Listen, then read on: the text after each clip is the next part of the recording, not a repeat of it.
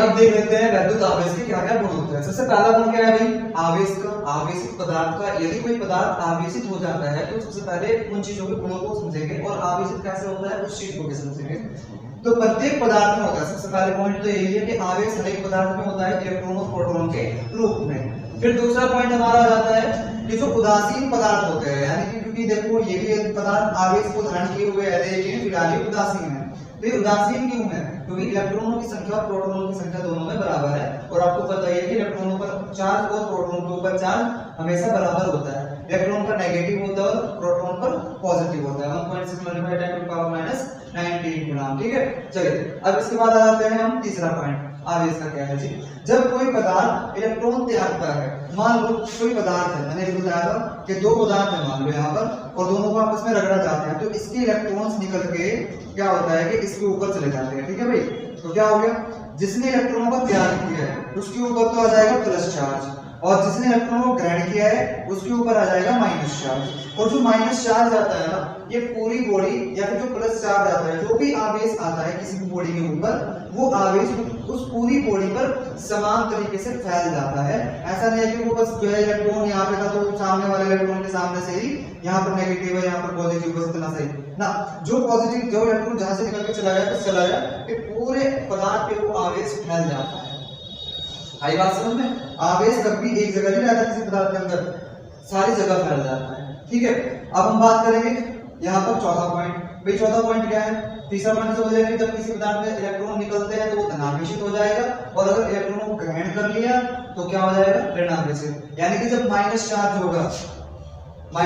होगा negative charge, तो negative charge में क्या हो जाएगा भाई, इलेक्ट्रॉनों की एक्सेस हो जाएगा, यानी कि इलेक्ट्रॉनों की संख्या बढ़ जाएगी, ठीक है। इलेक्ट्रॉनों की संख्या हम ये कह सकते हैं नंबर ऑफ इलेक्ट्रॉन्स उसके पास प्रोटॉन्स के नंबर से ज्यादा हो जाएंगे, नंबर ऑफ प्रोटॉन्स से ज्यादा हो जाएंगे, ठीक है। और अगर कोई पॉजिटिवली चार्ज है, पॉजिटिव चार्ज, तो पॉजिटिव चार्ज के लिए क्या होता है कि जो नंबर ऑफ इलेक्ट्रॉन है, नंबर ऑफ इलेक्ट्रॉन वो कम होंगे नंबर ऑफ प्रोटॉन से, ठीक है। इस चीज को भी लिख देंगे साथ के साथ। इसके बाद चौथा पॉइंट आ जाता है कि एक समान आवेशों में प्रतिकर्षण होता है।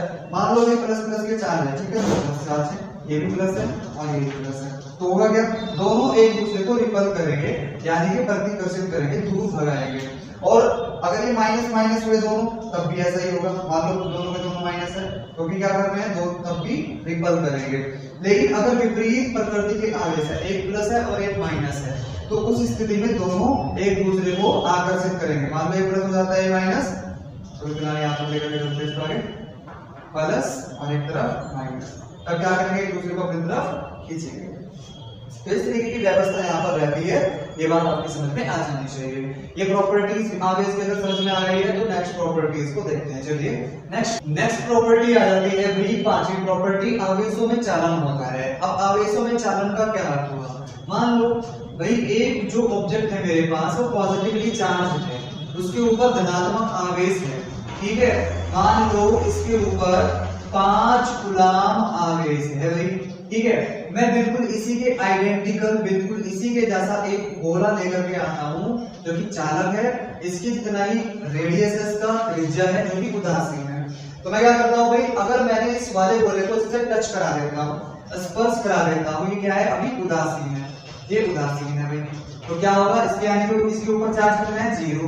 तो स्पर्श होने के बाद क्या होगा, मान लो मैंने स्पर्श करा दिया इन दोनों गोलों को, तो क्या होगा, स्पर्श होते ही जो उसका प्लस चार्ज था वो इसके ऊपर चला जाएगा, इस वाले गोले के ऊपर भी चला जाएगा। तो इस तरीके से जो चार्ज है वो वितरित हो जाता है और इसको हम क्या करें, आवेशों में चालन संभव है, ठीक है। तो इस तरीके से चार्ज डिस्ट्रीब्यूट हो जाएगा।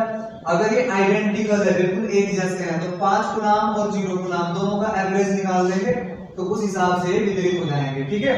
तो यानी कि 2.5 कूलम तो इसके पास बचेगा और 2.5 कूलम इसके पास चला जाएगा, ठीक है। धनात्मक आवेश समान रूप से जो कि इसके ऊपर फैला होगा। चलिए नेक्स्ट प्रॉपर्टी पे चलते हैं। नेक्स्ट प्रॉपर्टी है द्रव्यमान के बिना अस्तित्व नहीं।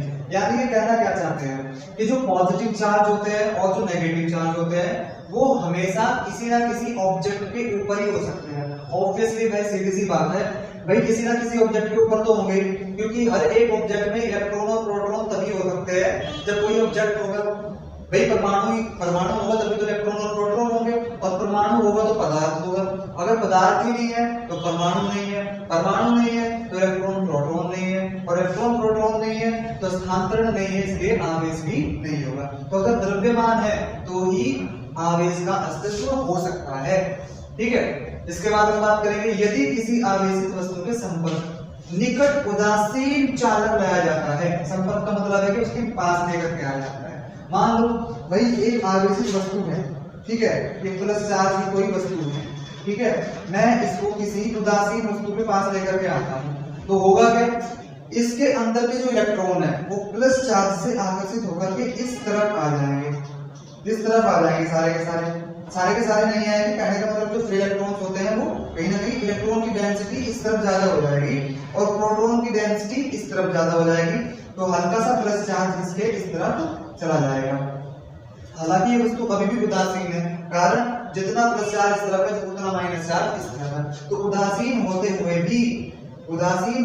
भी इस तरफ माइनस आ गया है, क्योंकि इलेक्ट्रॉन को खींच दिया ना इस वाले ने, इस तरफ माइनस आ गया, तो माइनस और प्लस आकर्षित होंगे कि नहीं बताओ भाई, ये दोनों एक दूसरे की तरफ आकर्षित होंगे। तो कहने का मतलब क्या है, यदि किसी आवेशित वस्तु को किसी उदासीन चालक के पास लेकर के आया जाता है तो वह उदासीन पदार्थ भी आवेशित हो जाता है हल्का सा, और क्या हो जाता है, उस पदार्थ की तरफ आकर्षित हो जाता है, उस पदार्थ की तरफ आकर्षित हो जाता है, खींचा जाएगा। इसीलिए प्रतिकर्षण को ही आवेशन का निश्चित परीक्षण मानते हैं। मान लो भाई इसमें दो ऑब्जेक्ट हैं मेरे पास, ठीक है, ये प्लस चार्ज है, हमें नहीं पता कि प्लस चार्ज है कि नहीं है, चलो फिलहाल तो हम इसकी बात कर रहे हैं, ये प्लस चार्ज है और मुझे पता करना है कि भाई ये वाला ऑब्जेक्ट आवेशित है कि नहीं है। अगर मान लो ये इसकी तरफ खींच के आ गया, अगर ये इसकी तरफ खींच के आ गया यानी कि आकर्षित हो गया, तो ऐसा तो जरूरी नहीं है कि भाई ये आवेशित होगा, क्योंकि उदासीन पदार्थ भी आकर्षित हो जाता है। लेकिन अगर इसके ऊपर प्लस चार्ज हुआ तो क्या होगा, अगर इसके ऊपर प्लस चार्ज हुआ तो डेफिनेटली क्या होगा, प्रतिकर्षित हो जाएगा, दूर भाग जाएगा। तो मैं क्या कह सकता हूँ कि पहले से ही आवेशित है। तो आवेशन का जो निश्चित परीक्षण है वो प्रतिकर्षण को माना जाता है, ना कि आकर्षण को, क्योंकि आकर्षण उदासीन वस्तुओं का भी किया जा सकता है आवेशित वस्तुओं के द्वारा।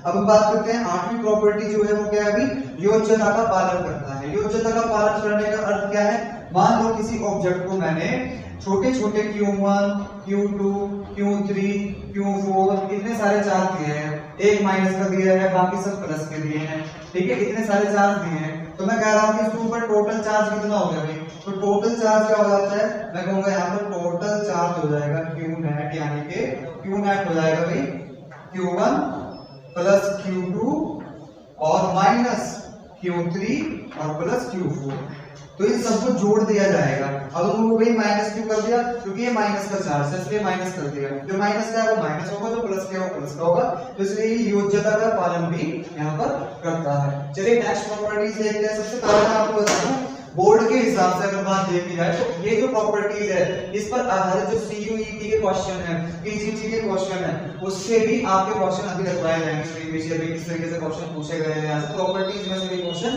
पूछे गए हैं। फिलहाल इन प्रॉपर्टीज को कंप्लीट कर लेते हैं। चलिए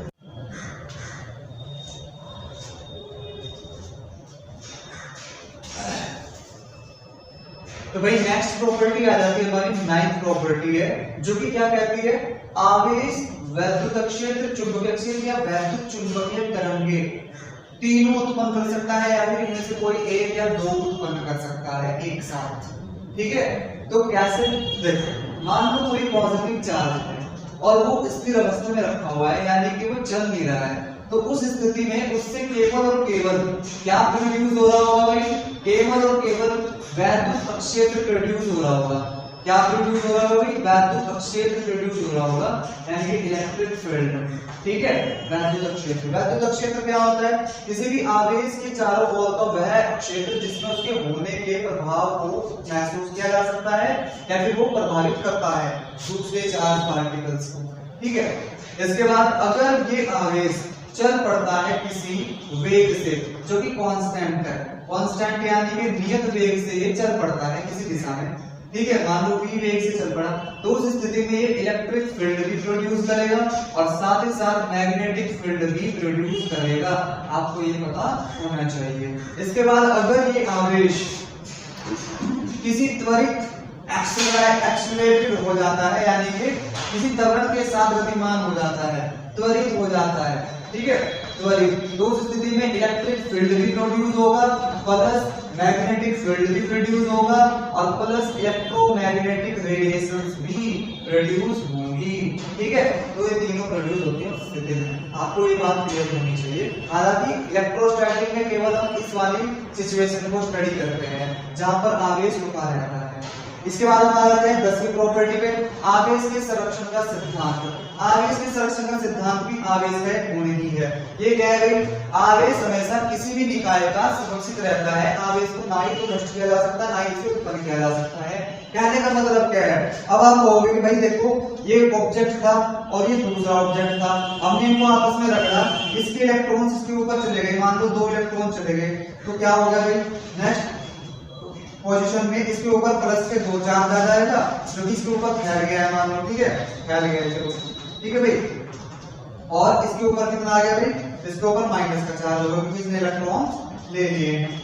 आई बात समझ में? तो अगर मैं बात करूं कि इस ऑब्जेक्ट का आवेश नियत है क्या, संरक्षित है क्या, तो मैं कहूंगा कि नहीं, इस ऑब्जेक्ट का आवेश संरक्षित नहीं है, क्योंकि ये पहले उदासीन था अब ऋणात्मक आवेश है, ये पहले उदासीन था अब ऋणात्मक आवेश है। लेकिन पूरा का पूरा जो सिस्टम है, निकाय है, सिस्टम की अगर हम बात करेंगे तो पूरे के पूरे सिस्टम का आवेश जितना पहले था उतना ही अब है, क्योंकि बस हुआ क्या है, केवल इलेक्ट्रॉन एक से निकल के दूसरे पे चले गए, इस वजह से ये प्लस चार्ज हो गया, ये माइनस चार्ज हो गया। जितना माइनस चार्ज ये हुआ है उतना ही पॉजिटिवली चार्ज ये हुआ है, क्योंकि जितने इलेक्ट्रॉन इसने लिए हैं उससे लिए हैं उतनी दूरी है, ठीक है। चलिए नेक्स्ट चलते हैं आवेश का क्वांटीकरण का सिद्धांत।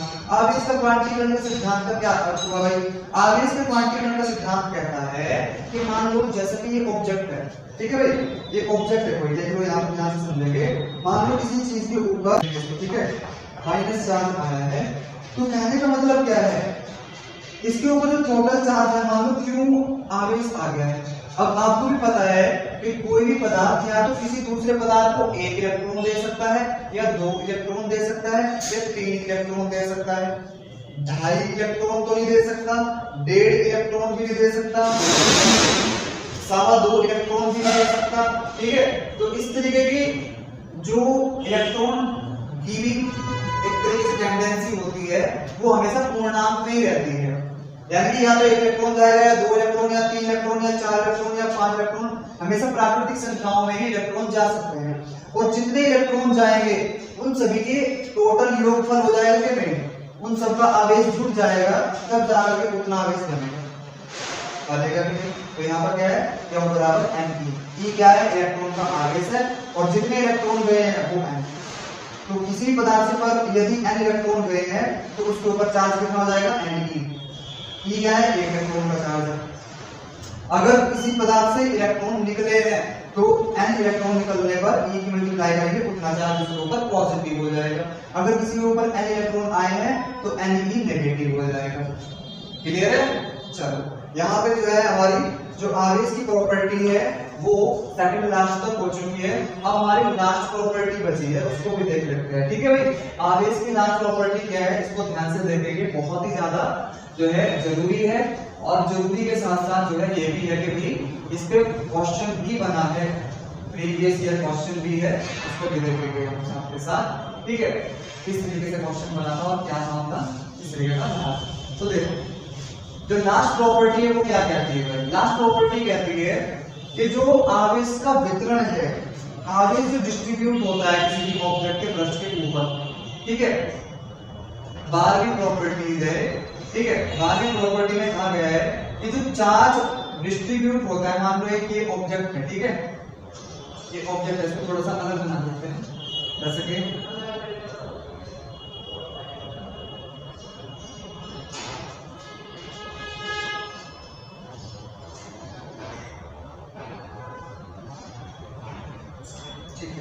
इस तरीके का ऑब्जेक्ट बना रहे हैं,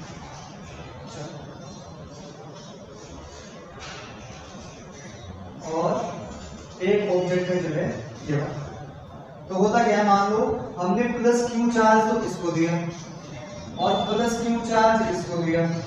इसके ऊपर जो प्लस क्यू चार्ज था वो इसके पृष्ठ के ऊपर फैल गया। ये गोला जो था हमारे पास, इस गोले के पृष्ठ के ऊपर समान रूप से फैल गया, बिल्कुल एक समान रूप से। बिल्कुल एक समान रूप का तो पता ही है ना, मतलब जो डेंसिटी ऑफ चार्ज है वो बिल्कुल बराबर है हर एक जगह, भीड़ भाड़ जो चार्ज की वो एकदम एक समान है। लेकिन जब Q प्लस क्यू चार्ज को दिया गया तो हमने देखा कि जहां पर रेडियस ऑफ कर्वेचर यानी कि जो वक्र है उसकी त्रिज्या ज्यादा है, वहां पर जो आवेश का वितरण है वो कम हुआ है, और जहां पर त्रिज्या बहुत ज्यादा बहुत कम हो जाती है, देखो यहाँ पर जो कर्वेचर है उसका अगर मैं गोला बनाऊं तो केवल इतना सा गोला बनेगा, तो त्रिज्या छोटी होगी कि नहीं। यहाँ पर इस कर्व के हिसाब से अगर सर्कल बनाऊं तो बड़ा सर्कल बनेगा, तो रेडियस बड़ी होगी यहाँ पर। तो जहां पर बड़ी रेडियस है वहां पर आवेश का वितरण कम होता है, और जहां पर छोटी रेडियस है वहां पर आवेश का वितरण बहुत ज्यादा स्थिति में बढ़ जाता है। तो इस तरीके से यहाँ पर बहुत ज्यादा आवेश एकत्रित हो जाएगा। यहाँ पर भी आवेश काफी ज्यादा होगा लेकिन यहाँ पर कम हो जाएगा, क्योंकि यहाँ पर रेडियस ऑफ कर्वेचर कम होगी। क्लियर है? क्वेश्चन कैसे बनता है, ऐसे ऑब्जेक्ट में पॉइंट दे दिए जाते हैं, A point, B point, C point और डी पॉइंट, ठीक है। और आपसे पूछ लिया जाता है कि बताओ कौन से पॉइंट पर सबसे ज्यादा आवेश होगा, तो डी पॉइंट पर सबसे ज्यादा आवेश होगा, क्योंकि यहाँ पर रेडियस ऑफ कर्वेचर सबसे कम है। बात समझ में आई? चलो ये लास्ट प्रॉपर्टी हो जाती है भाई हमारी।